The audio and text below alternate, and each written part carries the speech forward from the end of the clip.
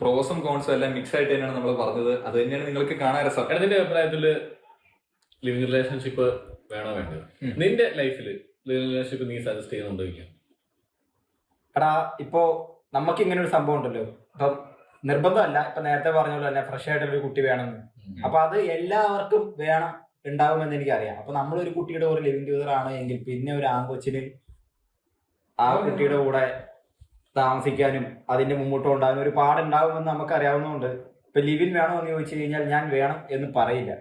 പക്ഷെ ചിലപ്പോ കുട്ടി ഇല്ലിങ് ആണെന്നുണ്ടെങ്കിൽ ഇപ്പൊ എല്ലാവർക്കും വിഷയം ഇന്റിമസി ആണല്ലോ, ഞാൻ പറയും ആ ഒരു പരിപാടി വേണ്ട എന്ന് ചിലപ്പോ സംഭവിച്ചു പോകും. എന്നാലും തുടക്കത്തിൽ പറയും ഇതൊന്നും വേണ്ട. ഓക്കെ, ഒരു കാര്യം ചെയ്യട്ടെ, നീ ഇപ്പൊ പറഞ്ഞില്ലേ, അതായത് ഞാനൊരു സംശയം ചോദിക്കാം.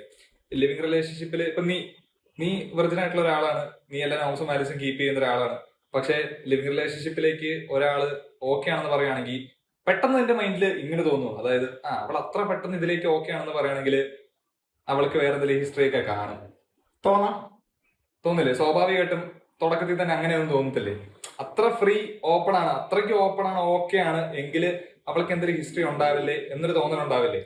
എന്റെ ഇതിനാണെങ്കിൽ ഞാൻ നേരെ ചോദിക്കും, ചിലപ്പോൾ ഉണ്ടാവില്ല. ഞാൻ പറഞ്ഞ ഒരു മെന്റാലിറ്റിയാണ് പറഞ്ഞത്, നമ്മുടെ ഒരു മെന്റാലിറ്റിയാണ് പറഞ്ഞത് അല്ലെ? സ്വാഭാവികമായിട്ടും അത് തോന്നും നമുക്ക്.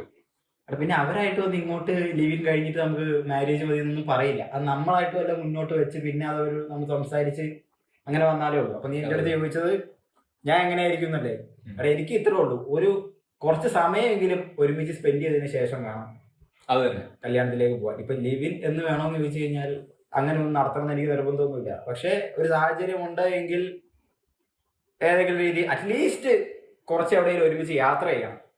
ഫിസിക്കലി ഇൻവോൾവ് ആവണമെന്നില്ല. ഇല്ല, അത് എനിക്ക് വേണ്ട, കട്ട് ചെയ്ത സംഭവം.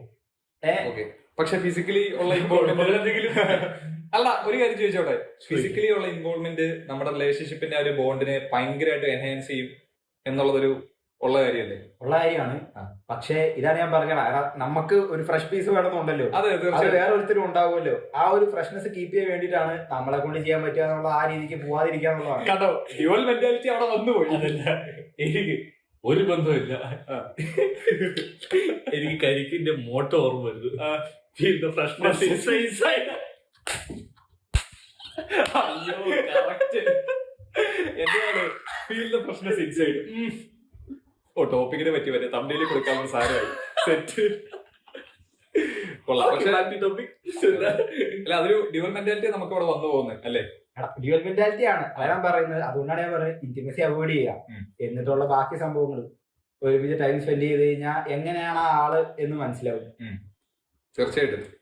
ഇപ്പൊ എനിക്ക് പറഞ്ഞിട്ടുള്ള അണ്ണനൊരു സിമ്പിൾ എക്സാമ്പിൾ പറഞ്ഞിട്ടുണ്ട്.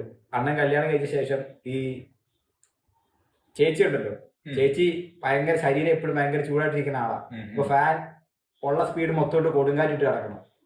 പുള്ളിക്ക് ഇത് കുഴപ്പമില്ല, പുള്ളി ഭയങ്കര കൂളായിട്ടുള്ള മനുഷ്യനാണ്. അപ്പൊ പുള്ളിക്ക് അത്രയും കാറ്റ് പറ്റില്ലാത്തതുകൊണ്ട് പുള്ളി മിക്കാറും ദിവസം അപ്പുറത്തുള്ള മുറിയിലാണ് പോയി കിടക്കുന്നത്.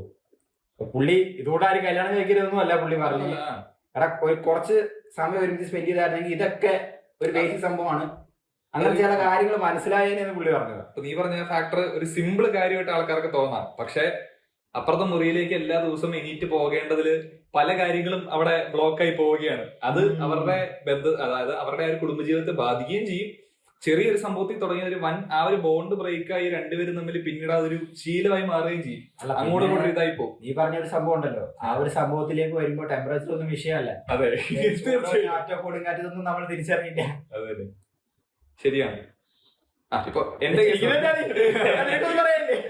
എനിക്ക് പറയാനുണ്ട്. എന്റെ കേസ് അല്ലതേ, ഇപ്പൊ ലിവിങ് റിലേഷൻഷിപ്പ് അല്ലെങ്കിൽ മറ്റേ ഒരു നോർമൽ റിലേഷൻഷിപ്പിലൂടെ അതിനുശേഷം മാരേജ് മതിയെന്ന് എന്റെ അടുത്ത് ചോദിച്ചു കഴിഞ്ഞാൽ എനിക്ക് അത്യാവശ്യം എനിക്ക് ഇത്ര നിർബന്ധമുള്ളൂ. അതായത് പ്രോപ്പർ കമ്മ്യൂണിക്കേഷൻ, രണ്ടുപേരും എന്താണെന്നുള്ള ആ ഒരു സംഭവം ടോട്ടലി റിവീൽ ചെയ്ത് മനസ്സിലാക്കാനുള്ള ഒരു ടൈം അത് കൊടുക്കുക, അത് അങ്ങോട്ടും ഇങ്ങോട്ടും കൊടുക്കുക.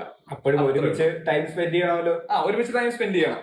നമ്മുടെ നാട്ടില് ഇപ്പൊ നമ്മൾ സ്നേഹിക്കുന്ന ഒരു കുട്ടിയായിട്ട് വെളിയിൽ പോയി കഴിഞ്ഞാൽ, ഒരു ഫുഡ് കഴിക്കാൻ പോയി കഴിഞ്ഞാൽ തന്നെ വീട്ടില് വിഷയം ഉണ്ടാവും. തീർച്ചയായിട്ടും അത് തന്നെ പ്രധാന സംഭവങ്ങളും പൊട്ടാനുള്ള കാരണം ഈ പറയുന്ന പോലെ ആ ഒരു പേടി, ബാക്കിയുള്ളവരെന്ത് ചിന്തിക്കുന്ന സംഭവത്തിൽ ഇവർക്ക് അങ്ങോട്ടും കൂടെ അറിയാനുള്ള ആ ഒരു സംഭവം ബ്ലോക്കായി പോവാണ് എപ്പോഴും. അവസാനം അത് ആ രീതിക്ക് അങ്ങോട്ടും കൂടെ മനസ്സിലാക്കാൻ പറ്റാതെ പല കാര്യങ്ങളും സോൾവ് ചെയ്യാൻ പറ്റാതെ ബ്രേക്കായി പോവുകയും ചെയ്യും. ഇത്രയുള്ള ആ ഒരു ഓപ്പൺനെസ് ഉണ്ടാവണമെങ്കിൽ അതിന് ഒരു ടൈം വേണം. അത്രേ ഉള്ളൂ. അത്ര എനിക്ക് ആഗ്രഹമുള്ളൂ. ഈ പറഞ്ഞ പോലെ അങ്ങോട്ടും ഇങ്ങോട്ടും ഒന്ന് മനസ്സിലാക്കാന്ന് പറഞ്ഞാൽ എന്തായിരിക്കും ഇൻ പ്രാക്ടിക്കൽ എന്തായിരിക്കും എന്ന് അറിയണമെങ്കിൽ ഈ പറഞ്ഞ ഒരുമിച്ച് സ്പെൻഡ് ചെയ്ത് തന്നെ നോക്കണം, അല്ലാതെ നടക്കൂല. അതിന് ലിവിങ് റിലേഷൻഷിപ്പ് തന്നെ വേണമെന്നൊന്നുമില്ല. ഈ പറയുന്ന പോലെ അതായാലും മതി. അതിനകത്ത് വേറെ സംഭവം അറിയാം. അതായത് എല്ലാവരും പറഞ്ഞ കേസാണ് പേരൻസ് സമ്മതിക്കുന്നില്ല എന്നുള്ളത്. അതായത് അത് ശരിക്കും പറഞ്ഞാൽ എനിക്ക് ഫീൽ ചെയ്തേക്കുന്നത് അത് ആ ഒരു 2 ആൾക്കാരുടെ പ്രശ്നം കൊണ്ടാണ്. കാരണം നമ്മള് ഒരാളങ്ങ് ഇഷ്ടപ്പെടുന്നു ശരിയാണ്, പക്ഷെ കുറച്ച് നോക്കിയും കണ്ട് പ്രേമിക്കുവാണെന്നുണ്ടെങ്കിൽ നല്ലതാണ്. തീർച്ചയായിട്ടും. അതായത് കണ്ടൊരു ഇൻഫാക്ച്വേഷന്റെ പുറത്ത് ചെന്ന് പ്രേമിച്ച് പിന്നെ അതിന്റെ പേരിൽ പ്രശ്നങ്ങൾ ഉണ്ടായി, പിന്നെ അത് വെച്ച് അനുഭവിച്ച് ജീവിതം നശിപ്പിക്കുന്നു, ആ ഒരു സംഭവം ഉണ്ടല്ലോ. അപ്പം അത് മാക്സിമം അവോയ്ഡ് ചെയ്യാനായിട്ട് നോക്കുകയാണെന്നുണ്ടെങ്കിൽ നല്ലതാണ്. അതായത് മൊത്തത്തിൽ ഇപ്പം ഫുള്ളൊന്ന് നോക്കുക. ഞാൻ നിർബന്ധമൊന്നും പറയുന്നില്ല, കോമ്പാറ്റബിൾ ആണോ നോക്കുക 2 ആൾക്കാർ. അതായത് ഇപ്പം ഈ പറഞ്ഞ പോലെ തന്നെ ഒരു നല്ല രീതിക്ക് മനസ്സിലാക്കേണ്ട ആൾക്കാരാണെന്നുണ്ടെങ്കിൽ, ഇപ്പൊ ഈ പറഞ്ഞ പോലെ തന്നെ ഫാമിലിയായിട്ട് അറ്റാച്ച്മെന്റ് ഉള്ള ഒരു ബോയ് ആൻഡ് ഗേൾ ആണെന്നുണ്ടെങ്കിൽ നിങ്ങൾ നോക്കുക നിങ്ങളുടെ പേരൻസ് അങ്ങോട്ടും ഇങ്ങോട്ടും പോകും. എന്റെ കാര്യം വീട്ടിൽ പറഞ്ഞിട്ടുണ്ടെങ്കിൽ അവളെ സമ്മതിക്കോ, അവളുടെ കാര്യം വീട്ടിൽ പറഞ്ഞു കഴിഞ്ഞിട്ടുണ്ടെങ്കിൽ എന്റെ വീട്ടിൽ സമ്മതിക്കോ. അപ്പൊ അങ്ങനെ രണ്ടുപേരും വീട്ടിലേക്ക് ഓക്കെ ആണോ എന്നുള്ളൊരു സംഭവം നോക്കുക. അല്ലെങ്കിൽ ഇപ്പൊ വീട്ടിൽ ഓക്കെ അല്ലെന്നുണ്ടെങ്കിലും നമ്മൾ നമ്മുടെ കാര്യം തന്നെ നോക്കി വീട്ടുകാരെന്തായാലും പറയട്ടെ, എനിക്ക് എന്റെ കാര്യത്തിലൊരു തീരുമാനം ഉണ്ടെന്നുള്ള സംഭവം പറ്റുമോ നോക്കാം. അപ്പൊ അങ്ങനെ സംഭവങ്ങൾ നോക്കിയിട്ടാണ് റിലേഷൻഷിപ്പിലേക്ക് കയറുന്നതെന്നുണ്ടെന്നുണ്ടെങ്കിൽ നമുക്ക് കുറച്ചുകൂടെ ഈ പറഞ്ഞ് മനസ്സിലാക്കാനും കാര്യങ്ങളെല്ലാം പറ്റും. തീർച്ചയായിട്ടും.